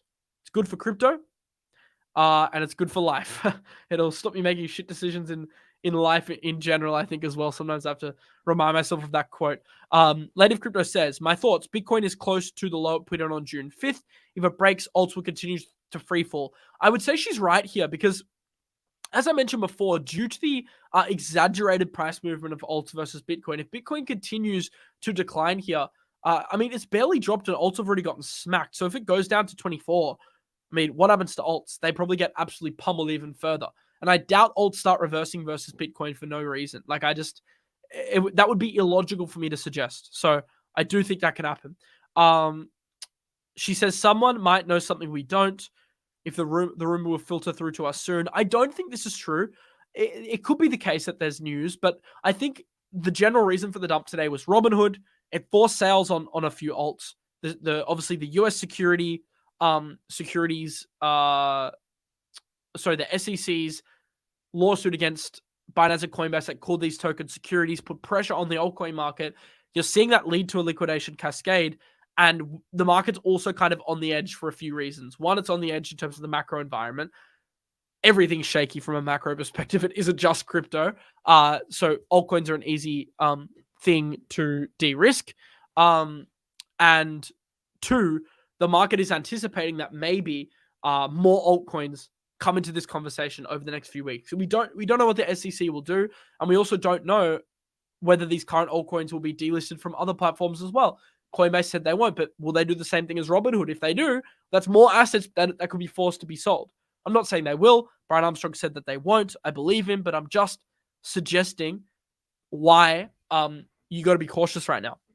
But I don't necessarily think the market doesn't know. I think it's clear, but maybe there's something to come. But I mean, there's just enough reasons to de-risk out of alts to give the market a reason today to de-risk out of alts. She said she's happy with her crypto exposure. I'm not going too heavy early. Crypto market's full of surprises. 78% is stables, and it feels pretty good. I got to be honest, I'm pretty heavy in stables as well. I'm not just saying this now. After the fact, you can watch all my streams. Basically, I've gone on for months about how I'm heavy in stables. A lot of people ridiculed me for that. That's kind of why I'm not panicking today. And I said earlier I was sadistically happy about the drop. I'm sorry to the ones that lost money, but I kind of was because I am very heavy in stables. I'm sorry. What you going to do about it?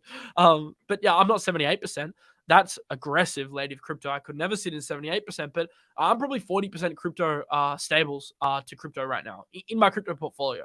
You guys know I have stocks, which actually are worth more than my crypto portfolio, funnily enough. I also have other investments outside of crypto. I have dollars outside of stables.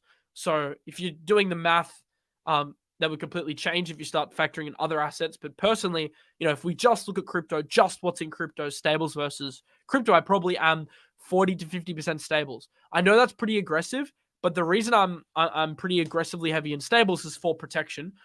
In what is like a pretty shaky market. Now today, I'm happy to use a tiny bit on some 𝗕𝗆𝗕𝗄𝗃 ADA.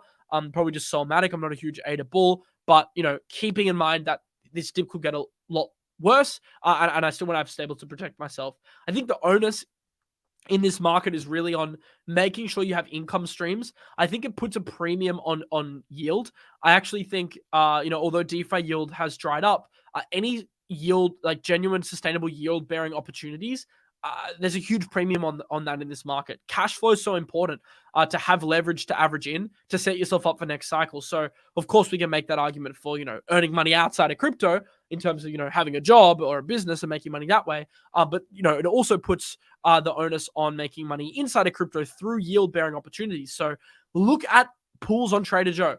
Look at yield bearing opportunities on platforms like GMX, the GNS. There are many great ones. And if you go into DeFi Llama, like there's just a very simple tip here to find yield.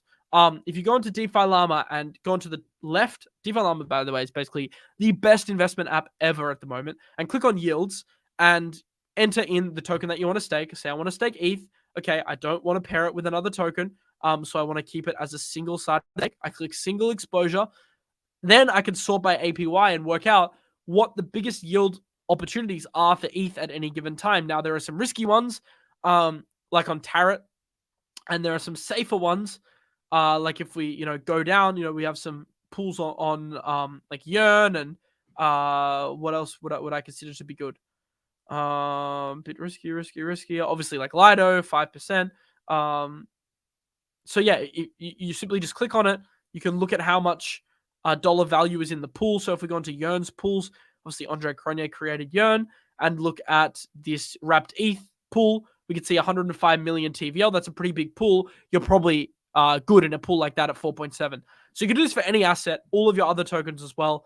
I know DeFi yield is low, but I think in this market, there's a premium on income. So you can supplement that with earning more money out of crypto. If you can't and you need to activate your crypto holdings, I suggest you do both, of course. But, if you really need to activate your crypto holdings, there's a premium on that right now. And I think that's something I'll talk about in future videos, more on the yield side, but I think that's important. Jonathan said, what's up? What's up, Jonathan? Hope you're well. Richard's 100% stables. Well, Richard, you're having probably the greatest day of your life, sitting back and relaxing. Let's go through some other questions before we get into another narrative I want to discuss. Another trade, another trend. It actually is about staking. In fact, let's just do it now because it's very relevant to what I'm discussing. By the way, if you do want to trade on a DEX, we talked about the centralized to the decentralized movement at the moment. If you want to join that movement and not have to KYC and be able to have custody of your own assets and the other million reasons why you should be trading on a DEX now versus a centralized exchange, you can, there's heaps that you could choose from, but one that I would recommend that we also have a link for in the description is Gains Network. So on G-Trade, you'll have access to a multitude of crypto tokens, basically the biggest altcoins in crypto. They also have commodities, or they had commodities in Forex, not at the moment. Maybe that's like in reaction to the regulatory stuff. They've closed. Oh, no, that's not that at all. It's just because the market's closed. I'm used to trading it in the morning when the US market's open. I think it's just because the market's closed, so those pairs aren't open. But yeah, crypto pairs are obviously open 24/7, and you can trade them using a MetaMask wallet. Very important, so you can keep custody of your own assets. And also, they're doing a trading comp right now. So starting on June 12th, in 2 days, they're launching a King of the Kill trading contest, which will enable you to win money in a $100,000 prize pool, massive prize pool. So the top 30 traders on Arbitrum, you guys know it's on Arbitrum and Polygon. You can select which network you'd rather trade on. I use Arbitrum. You'll win prizes in Arbitrum tokens and DAI, which is a US dollar-backed stablecoin, or pegged stablecoin. Random draw prizes will be up for grabs. And finally, each chain's least profitable trader. So if you really fucking suck at trading, you can still make money. You get a consolation prize. So maybe, I would never suggest losing money on an exchange, but I don't know. That's actually quite funny. So yeah, link in the description to Gains. You can go to their Twitter and read more about this contest. But if you use the link in the description, starting on Monday, this $100,000 trading comp will commence. So I thought it was a good time to mention that, given what is happening with centralized exchanges and how there's a shift to decentralized exchanges at the moment. Okay, let's get into, be careful with hot wallets. So yeah, I want to give a couple tips here. One, use a VPN. Sorry to shill another link, but obviously NordVPN link in the description. If you do want to buy a VPN, we have a 49% discount, I believe, for you. Or maybe it's a 50%, 60% discount.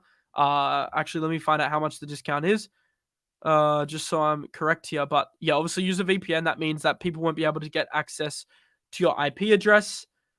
Where is my VPN? I just want to make sure I don't give away my IP while I'm giving away my VPN. Get the deal. Okay. Okay, so it's 61% off. It's $3 a month. So that's my first tip. Have a VPN. Link in the description to NordVPN. My second tip would be to always diversify across a multitude of wallets. So I have 30. I think that's overkill. I think 5 wallets is good. Have a couple hot wallets for convenience. So maybe you just keep 5% of your portfolio. For me, I'll keep like a few $1,000s on, I don't know what percentage of my portfolio that's representative of, by the way, but I'm just telling you, I usually keep like, $10,000 in hot wallets. Hot wallets are like for, if I really need to get in and I don't have my ledger, I can access this on my laptop when I'm traveling. So, if I really need to get into a trade, manage something quickly, buy an NFT, I can get in quick on a wallet that I have liquidity there on a hot wallet. But most of my wallets, most of my funds that are on decentralized, so like a MetaMask, will be connected to a ledger or a Trezor. So like when you actually want to approve a transaction, you physically have to plug it in and approve it on MetaMask. So I do have hot wallets that are hot, which mean like no ledger backing. And then I also have like more of my longer term holdings on my ledger. For most people, I would recommend doing the ledger approach with a VPN. So ledger with a VPN, or Trezor. I use a Trezor with a VPN. That is going to be your best combination. And then the next thing you want to do, obviously, is not interact with shitty contracts. Be careful. Don't send your money to scammers. And then, thirdly, diversify across exchanges. So, use a variety of different exchanges. Obviously Gains, Apex, etc. To kind of spread risk a bit. Also, I trade on centralized exchanges like PrimeXBT, OKX. Link in the description to them as well. I diversify across everything. That's the safest way I've found, is just diversification. It's so simple, yet something so many people get wrong. ADA appears to have hit epic support. Oh my god, if we actually look at ADA, it's on its like FTX December Christmas lows. And it wicked below, so I highly anticipate this going below. How much lower can it go? Well, my chart doesn't have data that goes back far enough, but let's actually look at it on CoinGecko. Yeah, we are at lows, not seen. This is crazy. We're approaching lows. So if we do clear those lows, we're at prices not seen since January 2021. Cardano has reversed the entire bull run. And it's much less than even its 2018, 2017 peaks. I mean, it's nuts. And this isn't just with Cardano. This is with many major alts. Let's look at AVAX. Look at that. AVAX at levels not seen since that. You remember that huge crash that we saw in July before the November run? Not at levels seen since then. It's crazy. And AVAX has actually held up quite well. There are alts that are looking... I mean, 𝗕𝗵 got smacked today because that's a pretty big altcoin on Robinhood as well. That's at levels not seen since maybe in June, but presumably 2021 as well. So yeah, it's crazy. A lot of these alts have been absolutely smacked. I agree. Most major alts will not make it to all-time highs. That's why you got to listen to what I said before about actually nailing the narrative for next cycle. So let's talk about one more narrative for next cycle before we wrap up here, because I know I've been talking for a long time, and that's liquid staking. There's no surprise, out of every single token, that liquid staking is holding up pretty well today. Now, this is the wrong chart. This is only showing me... Is this going to show... No, it's not showing me liquid staking governance. Let me show up liquid staking governance. LDO. No, it'll be under liquid staking. Liquid staking governance tokens. So, liquid staking, I was actually wrong about the holding up thing. Lido's down 15%, but RPL, that's the one I looked at before the show. That's why I made that assertion. That's only down minus 6.4%. It's actually my favorite, 𝗕𝗃𝗄, which is good. So you guys know I won't bore you too much because I've talked about this a lot in the past, my thesis on liquid staking. I was pretty much, without tooting my own horn too much, I was pretty much right about this liquid staking narrative in terms of the Shanghai upgrade actually being a huge net positive on the ETH staking ratio. What we've seen post-Shanghai is a huge increase in ETH staking. People thought it was going to be bearish for staking. They're like, oh, you'll be able to withdraw, so that means ETH is going to plummet in price, but also people are going to unstake, and then we're going to see staking collapse. But it's been the opposite, right?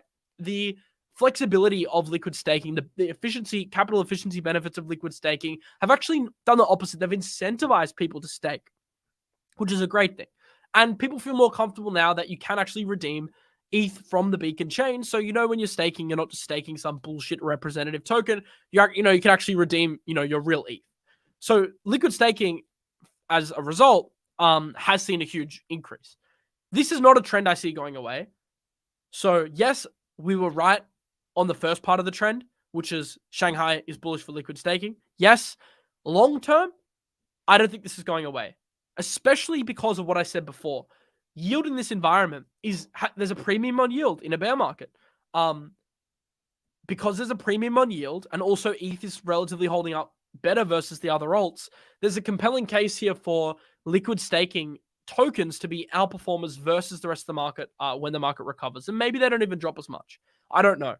I would need to look at the charts and do a full analysis, which would take me a while. But just off the top of my head, I think they would hold up decently because it's a strong narrative.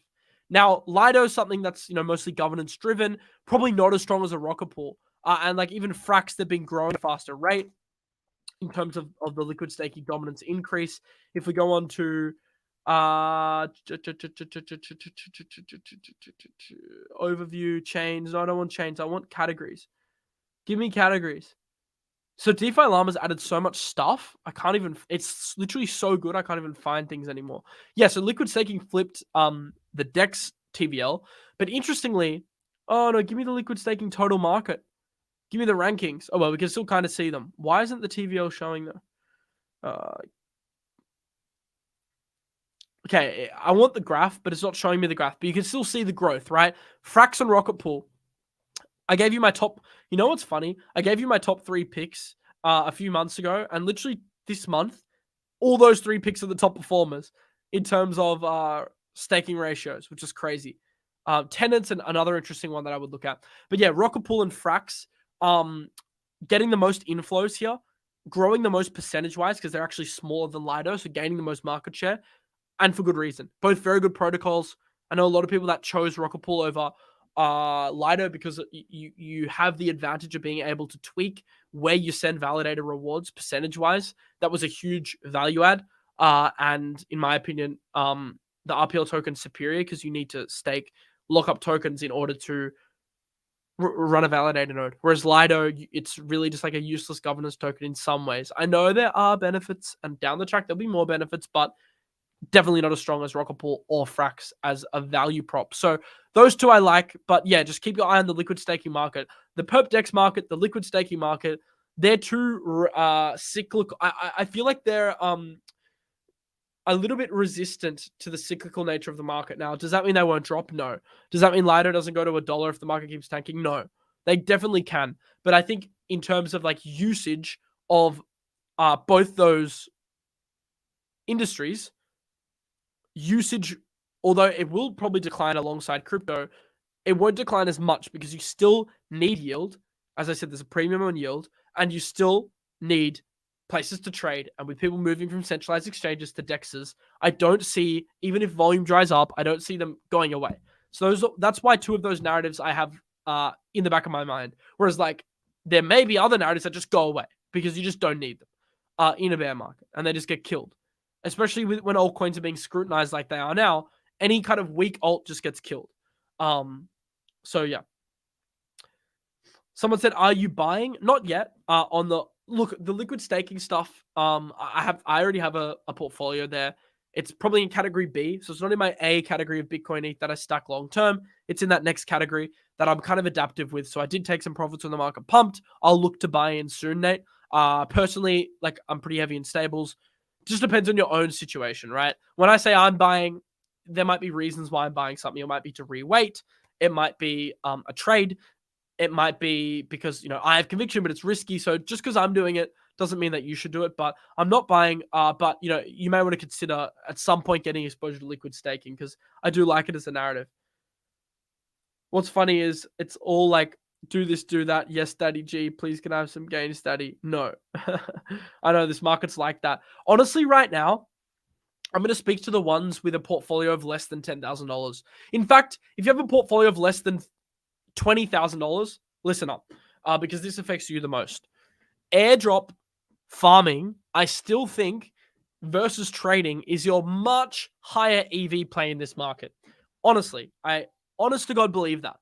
In this market, risk reward, EV, airdrop farming is much higher than just trying to be a trader. Now, why do I say that?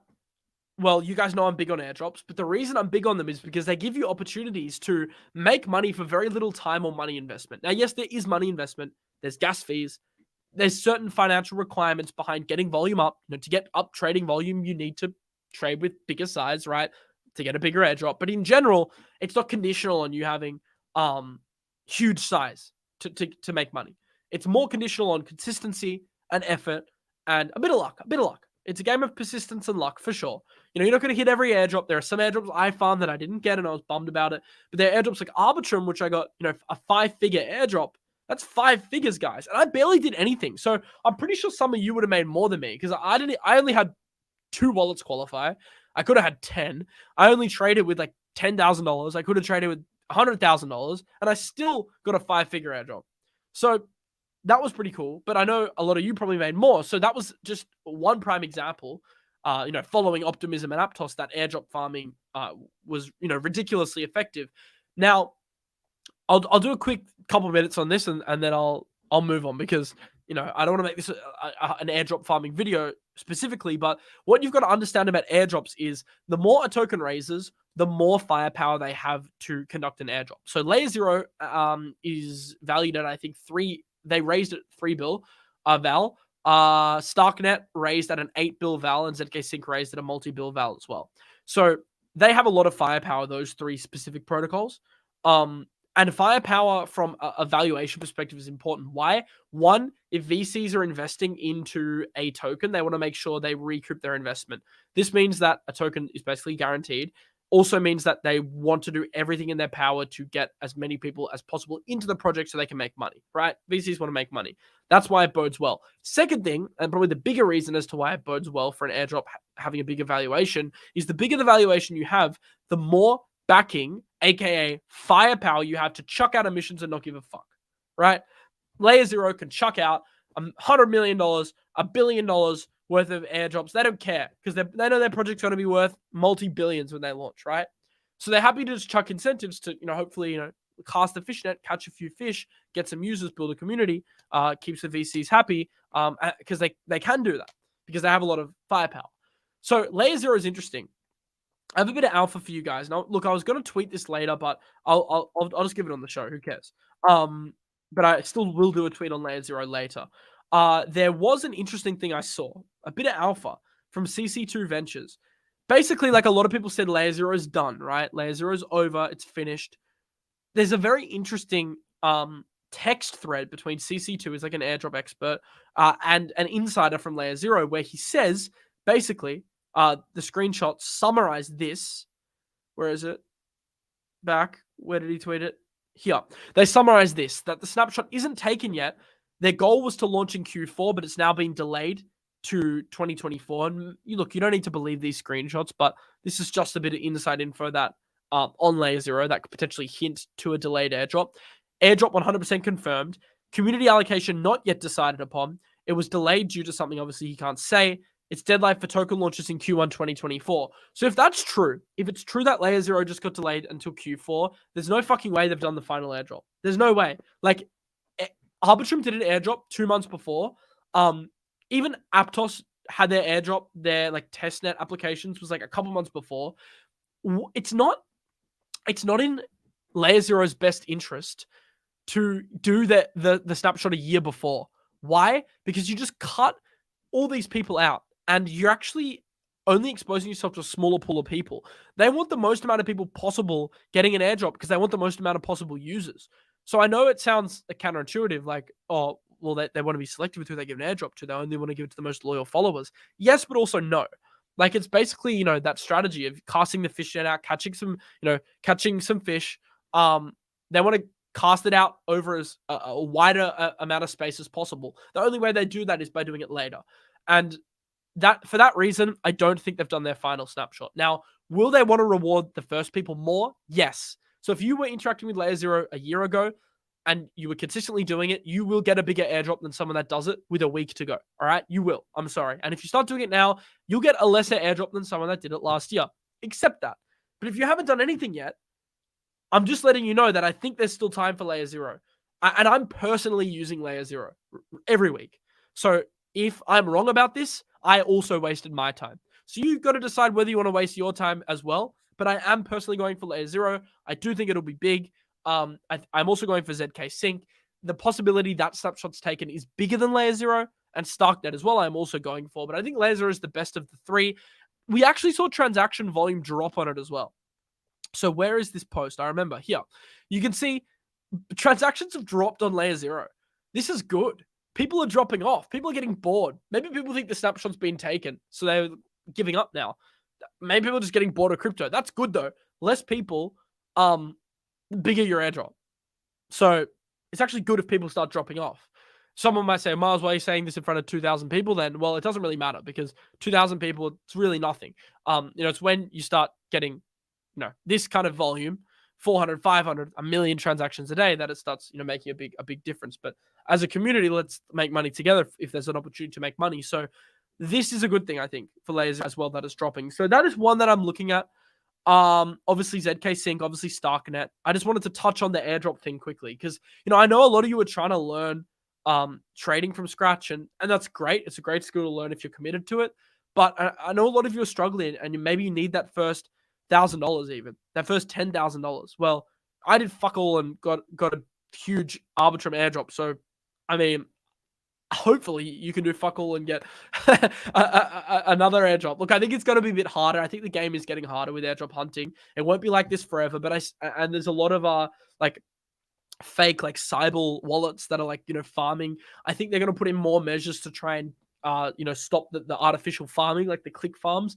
The way they're going to do that is they're going to reward people that use real size. So not just farming with, not just, bridging with $20, but bridging with $200, bridging with $500. The more money you use, the better. The higher chance they have of considering to be a real person.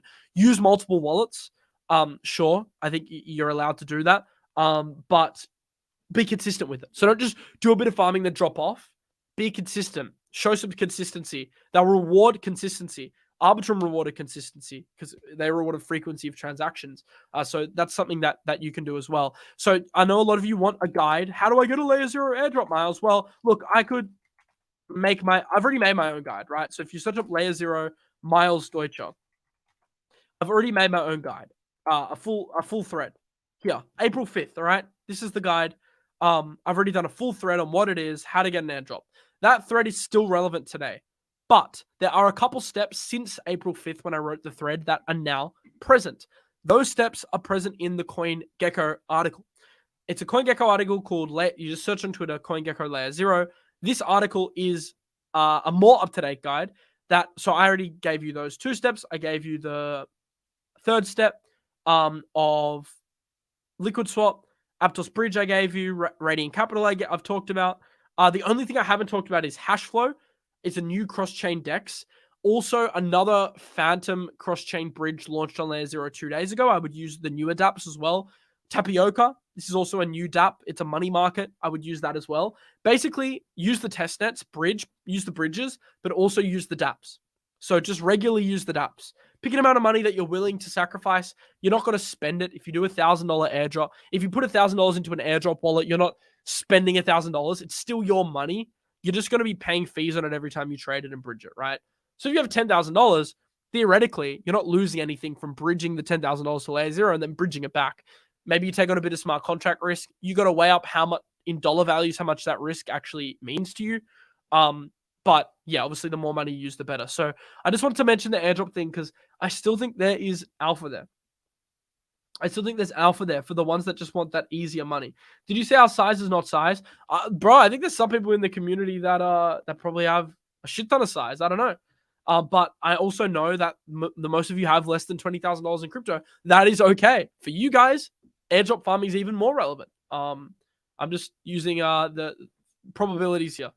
I assume most of you have less than 20,000. Maybe there's some of you with a shit ton, but let's just play the probabilities of the mathematics based on the polls I've seen, etc. My plan is to make it up with meme crap coins. Yeah, you can also play the meme coin game. Hope you have an edge there, but you can play it. Eating beans and toast this month. Yep, it's just got to scrape it together. Look, I'm a bit annoyed about today's dip, but I also see the opportunity. Look, it's going to be a long road ahead for crypto. I'm not denying that. It's definitely a tricky environment, but I still have so much conviction in this space. And I want to end on something important. I want to end on my Bitcoin and ETH thesis, right? Because I think people forget about this. So irrespective of the noise of the crypto market, irrespective of what happens, I have long-term conviction in Bitcoin and ETH. That conviction's only grown this week. It's funny. because of what's happened with altcoins, I'm only getting more conviction in Bitcoin. It's scary, actually. I'm like turning into a Bitcoin maxi. Obviously I love my on-chain stuff. I love trading on chain. That's where I get the dopamine, adrenaline, thrill. I love the kick out of it, etc. But when I look at pure, like when I think with like pure logic, the case for Bitcoin and to an extent Ethereum has definitely been strengthened with this security ambiguity. And my strategy there hasn't changed, but I think now's a good time to mention that I have strong conviction in Bitcoin and ETH, and I have a very simple strategy. I DCA every single month with a percentage of my income. Now, you may want to do something different. Of course, these videos, none of them, especially this one's not financial advice. This is just what I personally do, all right? I DCA a percentage of my income each month. What percentage is it? I need to think. It's roughly 10 to 20% off the top of my head. So every month I DCA, let's say minimum 10% of my income into Bitcoin and ETH. Now, two variables change. One, the split between the two. So if Bitcoin starts to overweight my Ethereum, I might, allocate, 8% of that 10% to Ethereum and 2% to Bitcoin. Or if, I get a little bit, like I'm sensing some weird stuff's happening with Ethereum, and I think Bitcoin's, showing strength like it has over the last few months, I might go into Bitcoin instead. Or if I think, ETH BTC is oversold, I might go into ETH. Or if BTC ETH is oversold, I might go into Bitcoin. So the split does change. The percentage never changes. It's still going to be 10%, but the split will change between the two each month. And I DCA every month. The second variable that changes is how aggressively I buy. So I will add additional capital for huge dips. When there's a big market crash on Bitcoin or ETH, I will add. Is this a big market crash? No. So this isn't really a huge adding zone. Is it a tiny DCA zone for the month? Yep, sure. But is this like a big historical adding zone? No. My biggest buy was in November. I made a fucking massive buy on Ethereum in November at $1,000, and I'm holding that. I sold a little bit, but most of it's in cold storage. It's long term. Remember, category 1 of my portfolio has that long-term ETH and Bitcoin that I don't touch. It's on a ledger, right? So I bought it 1,000, still holding it, and I will just look for opportunities to accumulate more of it. But how aggressively I buy does change. On big dips, I really size up. Like I told you, November, really sized up. Is ETH at that November level now? No. I mean, some altcoins are, but I don't treat them like Bitcoin and ETH. ETH is different from the rest of the market, and it's not a massive dip for ETH. So it's not like a massive buy day today for ETH. Maybe a slight buy day. As I said, I buy every month anyway. Even if we're pumping, I buy. But I just buy less. The other thing is that percentage ratio may change. So 10% may change relative to my income if I choose to size up. But there will be months where I take some profits on the variable part of my Bitcoin and ETH. So you guys know, like I have some in long-term storage, but I also have that middle section where I keep some swing trade positions. On those positions, I will sell some Bitcoin and ETH when we pump, and then I'll look to ladder back in. That gives me capital to increase my size on the dips when we get them. So I just want to say, I've got long-term conviction in Bitcoin and ETH. Probably that conviction's only been strengthened over the past few weeks. I love innovation. I love what many altcoins are doing. But from a pure investment perspective, this helps me sleep at night for that long-term part of my portfolio. Now we can have all the fun we want, degenning on chain and into shitcoins as well. But the percentage allocation is the really important thing here, that I'm always keeping Bitcoin and ETH as that big part of my portfolio. Now, maybe this is reflective of where I am in life. Maybe because I'm not trying to make my first $10,000 in crypto anymore, I'm not trading like that. So, you have to accept that if you're trying to make a lot of money off a little money, then Bitcoin and ETH probably aren't going to get you there. But you're taking on less risk as well. So it's the percentage you allocate is completely dependent on where you are in life. I don't feel like I'm in a position now where I want to take risks with the money that I've made. Now, that's funny because if my real life friends heard that, they'd be like, what the fuck, Miles? You have the riskiest investment portfolio I've ever seen. And it's true to them. Me being like 30% in crypto and like 40% in stocks is like crazy because, that they are like really safe. But to us, I'm safe. Like to you guys, you might look at me and go, well, he's safe. He's 30% Bitcoin. Like, it's like, you know what I mean? It's weird. Real people think I'm risky, but you guys might think I'm safe. I think I'm just in the middle, to be honest. But you have to come up with a decision based on where you are in life as to what risks you want to take. I took a lot of risks early on. That put me in a good position to take less risks now. But there is also times where I will take on crazy additional risk if I have conviction. One of the biggest lessons I learned last cycle was when the stars align on a bet that you want to make, take that bet and take it big. Take it with conviction and don't pussy out. Like if the stars are aligning on an altcoin or on a trade and you actually have conviction, put some decent size into it. I'm not saying go all in, but really back that with conviction. So the dry powder I have on the side, that's not because I'm scared. It's because I'm waiting for the right opportunity. And when I see that opportunity really clearly present itself, I'll go in with a big percentage of that stablecoin balance to buy it up. So yeah, I'm going to look through, that's kind of a summary there. I'm going to look through a couple questions quickly and just see what you are saying before I head off. Buy MATIC now. Look, I am stocking a little bit up, but keep in mind 30 cents is still that big zone. Remember, if you want to trade, there's a link in the description to PrimeXBT for the 20% deposit bonus. There's a link to Gains Network for their trading competition as well. And of course, keep yourself safe while you're trading with NordVPN. Those 3 links are in the description. Did Mars cover the AI narrative? Not really, but AI is something. You're going to be sick of me talking about AI in a month, so don't worry. I'm doing a lot of AI content, not AI specific, but AI and crypto content over the next month. So don't worry about that. There'll be plenty of that to come. Atom real quick. Sure, I will look through Atom. Yeah, this is bleeding as well. Do we have a chart that I have like a long history on? Maybe Gemini. No history. Oh, well, they all got super late listings, so that's a bit of a bummer. But yeah, Atom, I'm not the biggest. Yeah, actually, I don't mind Atom as a play, but I'm not the biggest fan. I prefer Injective for many reasons, but mainly just due to the use case of the token that I've talked about a few times. Yeah, I mean, $6 is your target, man. There's not even any price data. Does this go even further back before it got listed? Because if it does, that would help me. But yeah, it does. It's just a stupid. Don't even use TA on Atom. It hasn't been listed long enough. $9. Yeah, I'd say 6. 6 looks nice because you have your 2 lows here at 8. You have your new low during the lunar collapse at 6. You have your pre-bull run level at 5 to 6. I'd say 5 to 6 long term would be a great level. If Ripple wins, all alts should. 100% Ripple winning will be bullish for the market.